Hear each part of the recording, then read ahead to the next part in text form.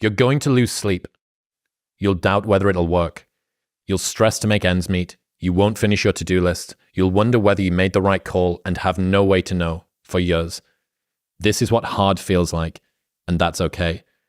Everything worth doing is hard, and the more worth doing it is, the harder it is. The greater the payoff, the greater the hardship. If it's hard, good. It means no one else will do it. More for you. I think a lot of entrepreneurship and even personal growth is training yourself on how you respond to hard.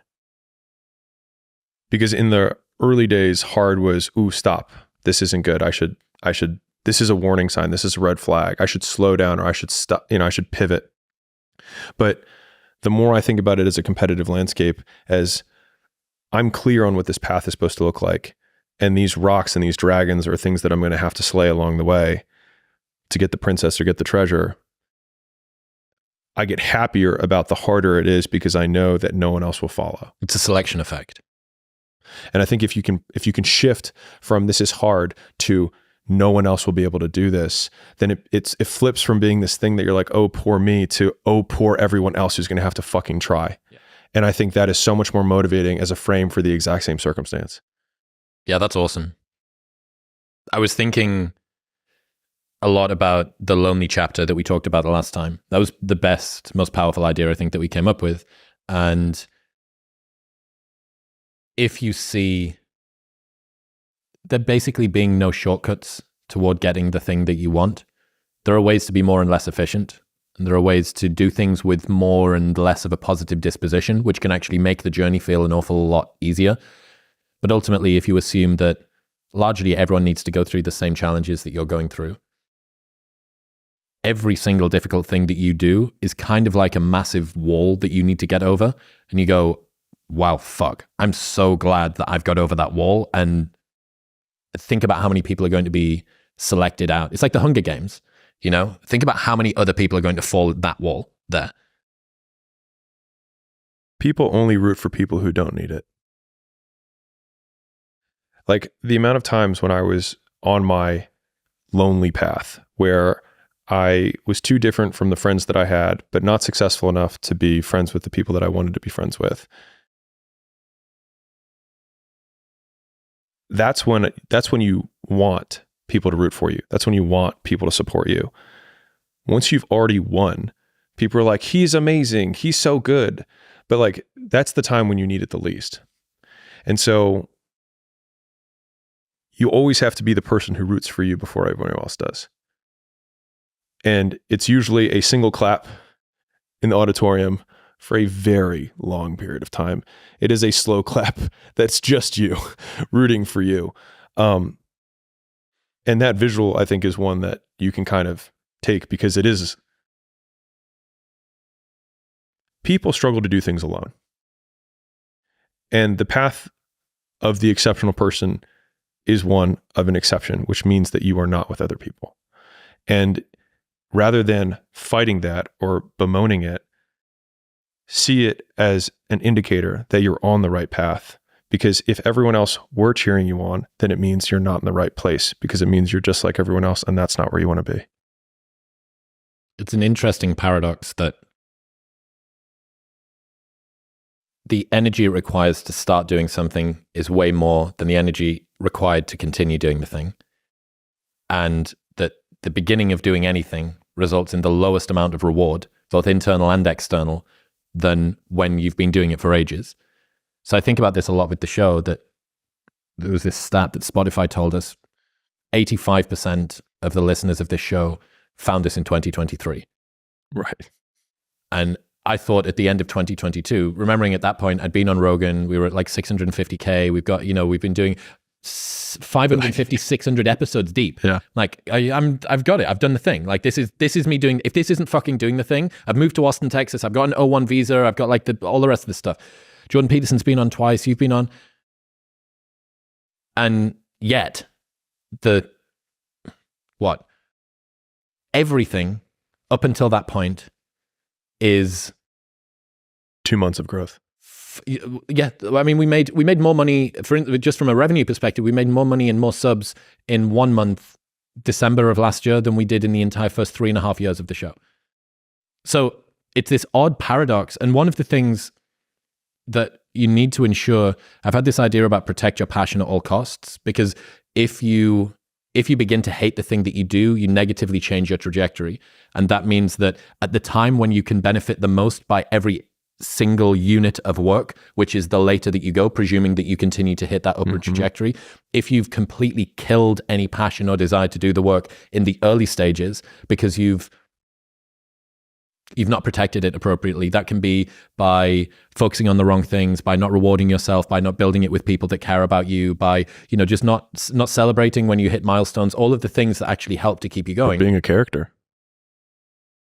By the time you get to the stage where each unit of effort allows you to gain 1,000 or 1,000,000 of each of the things that it would have done at the very beginning, you've inverted the passion equation. Takes way more energy to start a thing than to continue doing a thing. And yet, in the beginning, the rewards are way lower than they are at the end.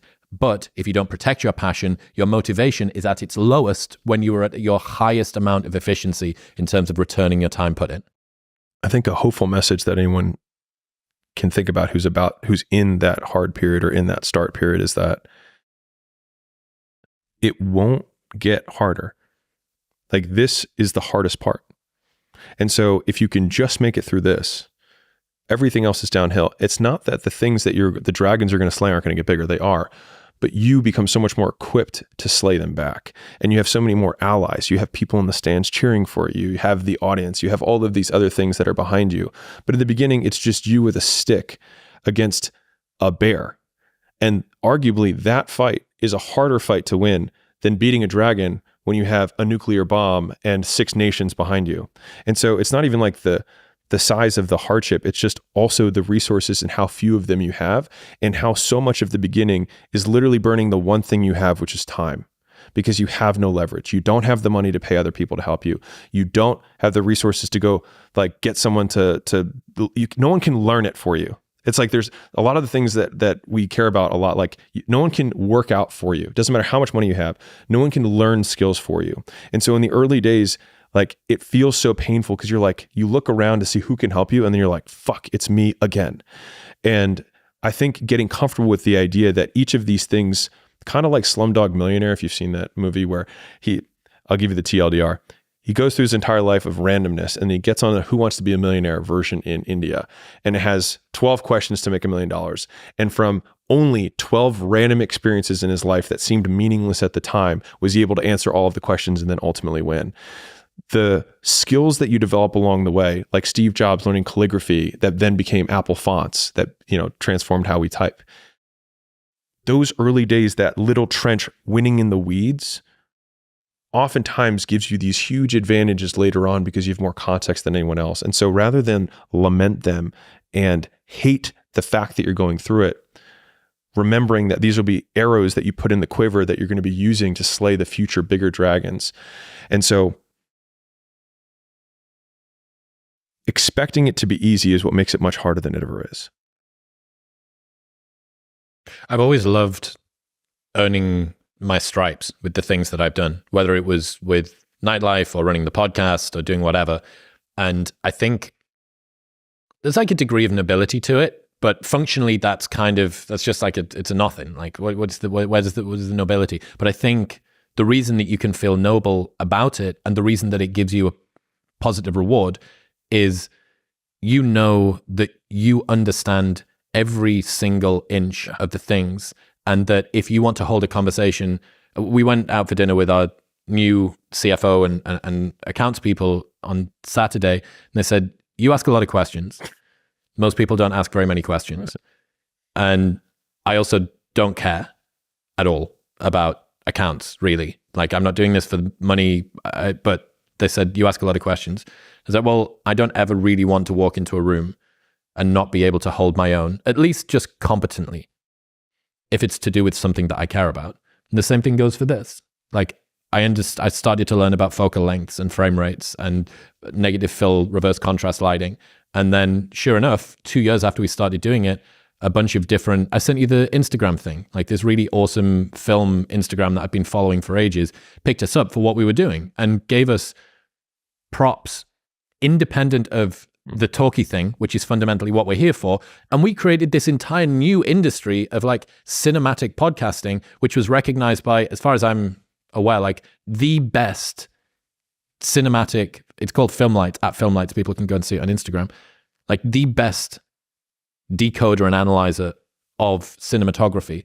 And 2 years ago when we started, I remember thinking, fuck, like, I love the way that they've broken down what happens in Ad Astra. Oh my God, the whole thing was shot on 35mm. Each different scene's got 2 pairings of colors and stuff like that. And then, but the reason that we were able to get there, at least in some part, is I can have a conversation with people. So each of the things that you do when you not only win in the weeds, but live in the weeds, then allows you downstream from that to see the things that other people aren't seeing. There's a quote that I love from Dr. Kashey. I'll probably butcher it, but experts have more ways to win than beginners do. And so if an expert goes into any setting that they're expert in, they have so many faster feedback loops that reward them in the moment before the ultimate outcome. So if you're a master video editor, there's so many things that you can do that while editing, you make one change and then it looks right. You have a positive feedback loop. And so I think when you're on the start path, you can't look at the outcome as the only positive because you will never make it. And so the positive frame that I've always used is, sure, you can have the external ones of like, I like thinking about my first videos had like 13 views. And I'm like, well, if I had an audience of 13 people, I used to spend years pitching, weight loss stuff to rooms of 13, and that was fine. And so thinking about that way was helpful. But the most helpful frame was thinking about who I was becoming as the asset that I was building. So in real time, whenever I finished a long day's work, I was becoming more like the type of person who could work for 5 years without reward. And that would be part of the story I would someday tell. And so some of the biggest reinforcers I've had in my life has been future casting the story that I would tell about the shitty period that I was in. Like I remember when I was sleeping on the floor at my gym because I didn't have enough money for 2 rents. And I was like, I will fucking tell this story. And when I lost everything for the first time, I have the screenshot of the bank account. Like when I show it, people are like, oh, look, there's that thing. But they forget that there was a person who screenshotted it to be like, this won't fucking happen again. And I think having a larger narrative of where you're ultimately going, one, gives you the vision of where you're knows where he's going, but it allows the dragons that you have to slay along the way, the hard things that you have to overcome, to feed into the larger narrative of the story that you'll someday tell. And so like no one ever tells stories about the hero who made it all happen immediately and had no hardships. No one cares, right? Like, okay, you were born to a billionaire. Is there a story there? Not really. But everyone loves the story because we can see ourselves in the character and how much we hope to be like them. And it's the being like them, not the having what they have, that we usually like. And so reframing ourselves as the hero of that narrative in my harder times was what really got me through that, and thinking, I will tell this story someday. Have you heard Rogan talk about the be the hero of your own story thing? Mm-mm. Oh, dude. It is old now. I think this is maybe even 10 years old. Maybe 10 years old. And he's in he's in the LA podcast studio. And he says, imagine that you're in a movie, and imagine the movie begins now. And you're the hero of the movie. Yeah. What would that guy do? Yeah. What would that guy do right now? Yeah. Because you are. I just got into business. So actually I just made the investment in school. And I was talking to Sam, the founder, and I said, what? Sim. Sam? Sim. What's Sim? Sim. That's the way he says his own name. Yeah. And I was talking to him and I said, I want to give you the single easiest razor to predict my behavior. And I said, whatever will be the most epic story is the thing that I will most likely do. And so oftentimes the most epic story is not the shortest outcome to victory. It's the long saga that results in this big thing later eventually. And I was like, if you ever want to know, if you're like, I'm not sure what he's going to do in this situation, just wonder what the most epic story to tell would be. And that's usually what I will do. And I don't know if that's self-aggrandizing, but that's genuinely my razor for even making the big decisions about, okay, I'm going to sell Gym Launch. I'm going to marry Layla. I'm going to slum it and live at the gym. I'm going to fly around and do turnarounds. I'm going to start this whole idea of a media company that just gives exclusively. Or like, how do I put all these together? It's like, well, what would be the most epic story? And I thought of this idea of just like, when I think about who that story I want to tell is this billionaire that documented the entire thing the whole way and just gave. Because I always thought, I was like, I wish that Elon Musk and Warren Buffett and all these guys would have and Jeff Bezos would have just I would love to have seen 1997 Amazon content. And a lot of the content in terms of it's getting 5 views. It's it's okay, because when we make it, they're going to come back and watch this. So I don't need them to watch it today. I want them to know that it's here when I do. And I think that got me out of the loop of it. I have to win right now. And then every one of them is just dropping a kernel or a breadcrumb for future me to refer back to.